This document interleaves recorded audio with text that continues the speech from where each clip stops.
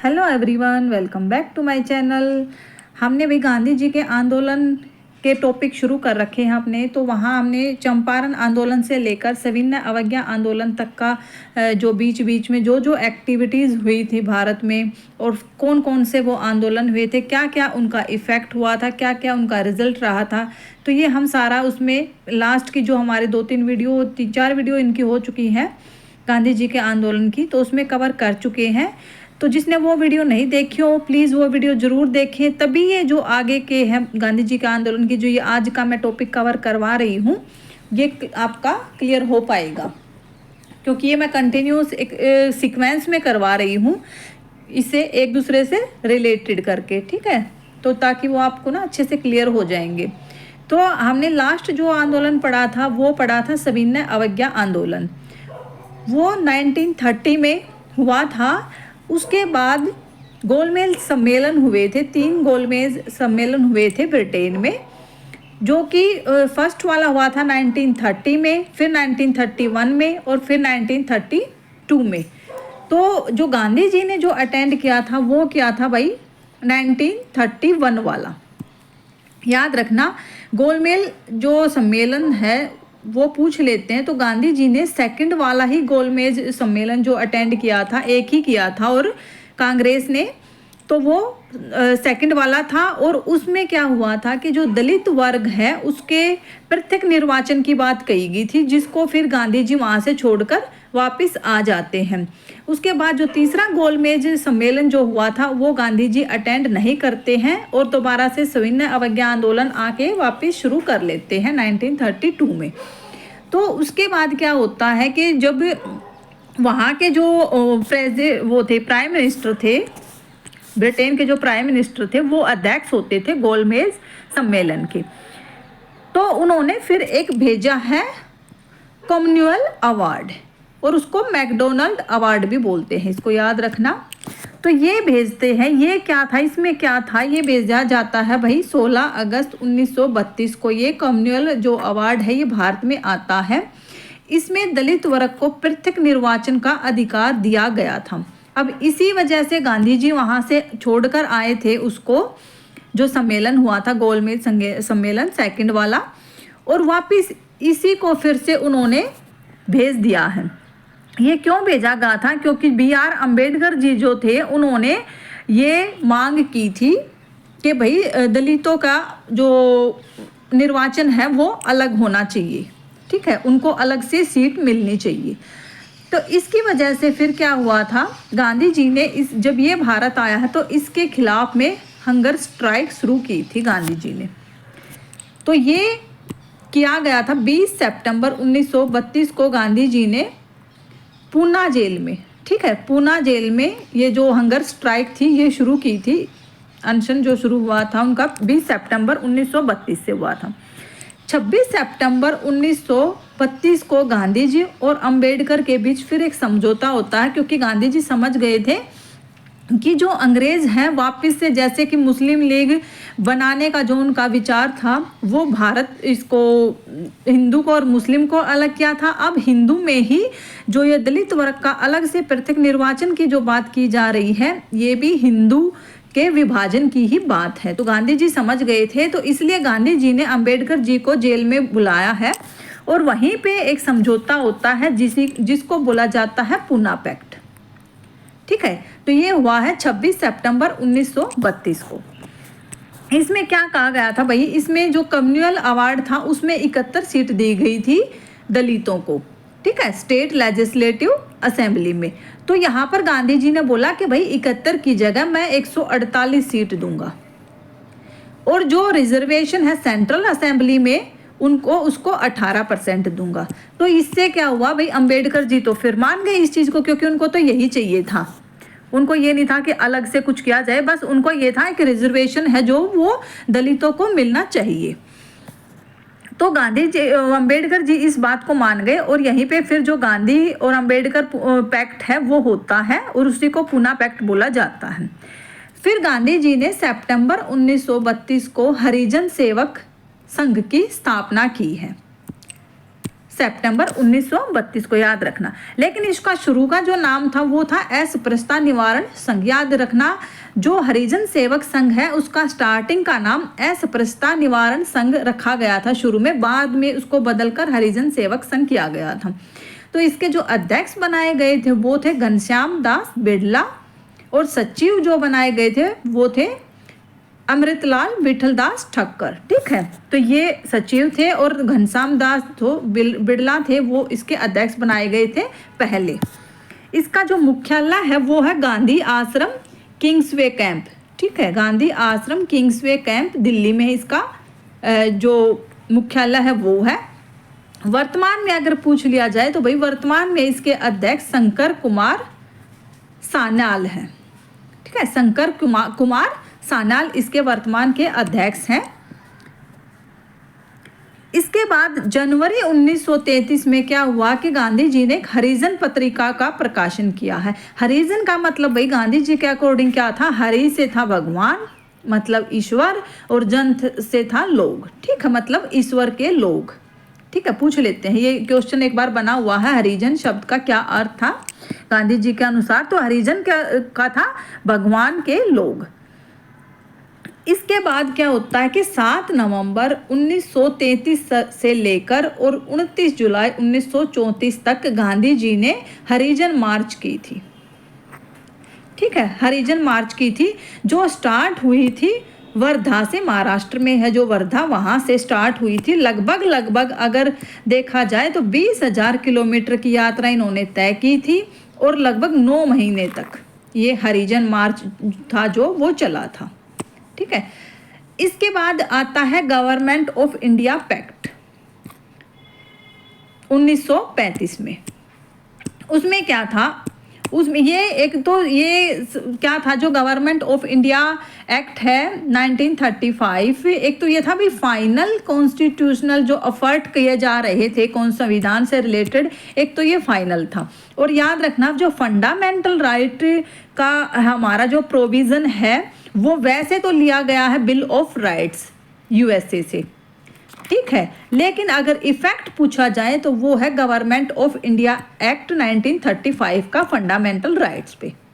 ठीक है, तो फंडामेंटल राइट्स से संबंधित है भाई गवर्नमेंट ऑफ इंडिया एक्ट 1935, याद रखना ये। इसके बाद फिर क्या होता है, इसमें क्या क्या थे भाई, जो ये एक्ट आया था 1935 में, इसके 3 एजेंडा थे। एक तो क्या था कि भाई जो फेडरल स्ट्रक्चर है उसको फ्लेक्सिबल किया जाए। एक था जो प्रोविंस जो प्रांत जो बना रखे हैं उनको कुछ स्वायत्तता दी जाए, मतलब कि कुछ ऑटोनॉमी दी जाए। एक था कि अल्पसंख्यक हैं उनकी सुरक्षा के लिए जो अलग से इलेक्टोरेट, अलग से जो चुनाव की प्रक्रिया है वो किया जाए अल्पसंख्यक के लिए भी। तो इसके ये प्रोविज़न थे 1935 वाले एक्ट के। इसके बाद आता है भाई अगस्त प्रस्ताव आता है, पूछा जाता है एग्ज़ाम में। अगस्त प्रस्ताव क्या था, ये था 8 अगस्त 1940 को। अगस्त प्रस्ताव आता है 8 अगस्त 1940 को। इसमें क्या था, इस टाइम पे ना सेकंड वर्ल्ड वॉर था, वो जो द्वितीय विश्व युद्ध चल रहा था।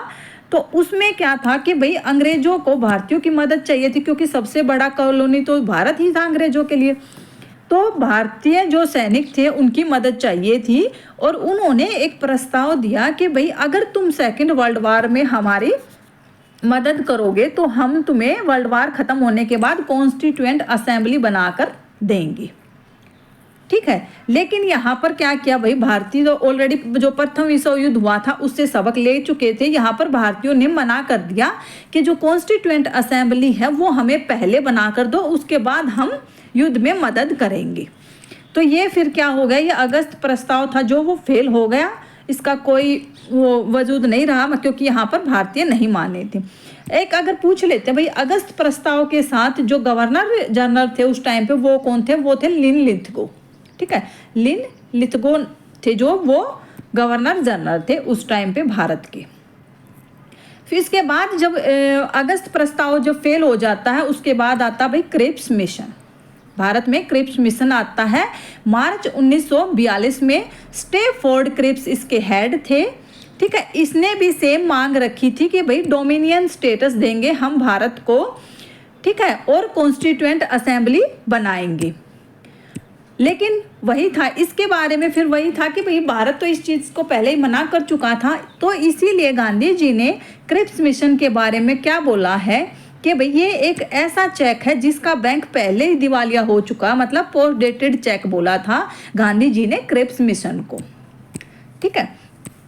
फिर क्या होता है, तो जब ये क्रिप्स मिशन भी जब सक्सेस नहीं होता, तो इसके लिए फिर जो भारत की जनता थी और कांग्रेस जो पार्टी थी, उन्होंने फिर क्या सोचा, सेकंड वर्ल्ड वार चल रहा है ऑलरेडी, और अब क्या है कि अंग्रेज इस चीज़ से हिले हुए हैं। तो उन्होंने सोचा कि भाई अब फाइनल कुछ ना कुछ करना पड़ेगा, जो आंदोलन है वो फाइनली ऐसा करना पड़ेगा कि भाई अंग्रेज है यहाँ से चले जाए। तो इसीलिए डायरेक्ट बोला डू और डाई वाला हमें अब करना है। गांधी जी ने बोला था उसको कि भाई अब डू और करो या मरो वाला अब कुछ हमें करना है। तो जो आंदोलन चलाया गया वो था भाई भारत छोड़ो आंदोलन। अब की बार बोल दिया कि भाई सीधा अब तो छोड़ के ही जाना है, ठीक है। ये कैसे हुआ भाई, फिर 14 जुलाई 1942 को भारत छोड़ो आंदोलन का जो प्रस्ताव है वो कांग्रेस के वर्धा सेशन में पास होता है, ठीक है। ये जो प्रस्ताव है यहाँ पे रखा गया है, और यहाँ पर मौलाना अबुल कलाम आज़ाद थे जो अध्यक्ष थे वर्धा सेशन के।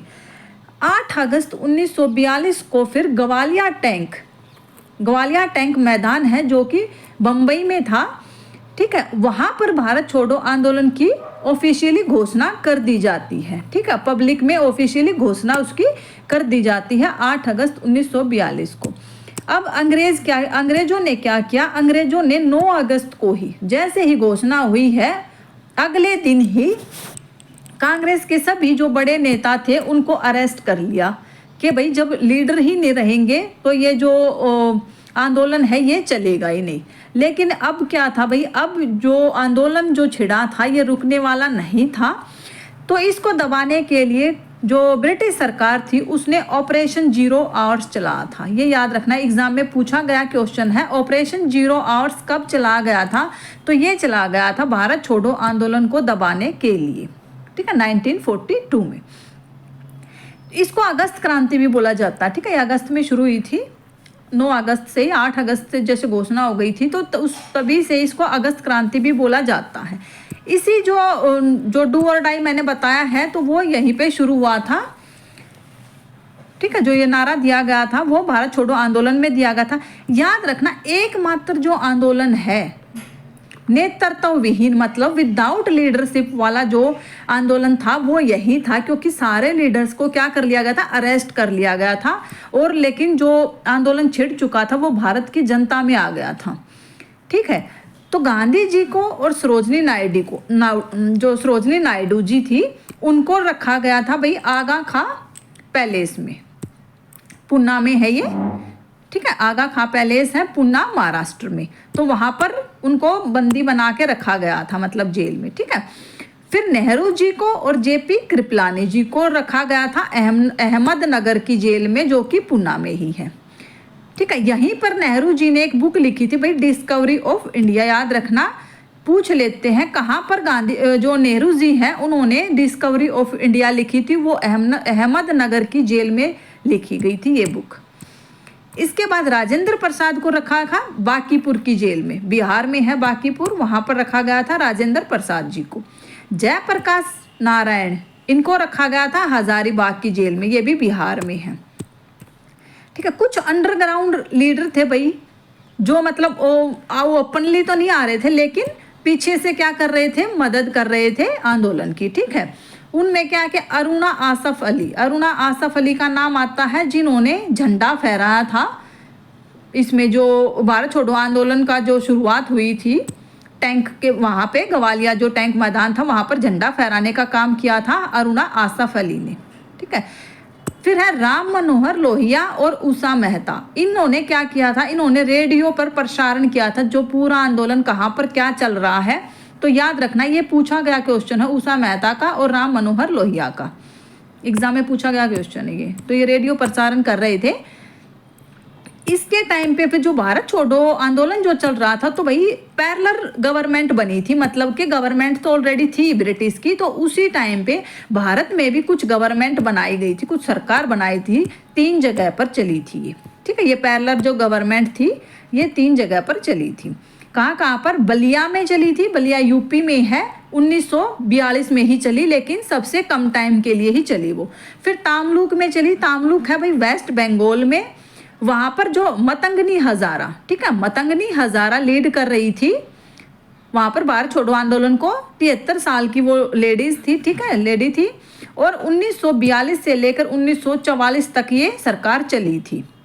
फिर है सतारा में, सतारा है भाई महाराष्ट्र में, सबसे लंबी जो पैरेलल गवर्नमेंट है पूछी जाती है वो चली थी 1942 से लेकर 1945 तक, सतारा महाराष्ट्र में चली थी पैरेलल, ठीक है। पूछ रहे थे कहाँ कहाँ पर, तो कहाँ कहाँ चली? बलिया, तामलुक और सतारा में पैरेलल गवर्नमेंट, ठीक है। तो यहाँ पर भाई ये हमारा जो टॉपिक था भारत छोड़ो आंदोलन का आज खत्म होता है।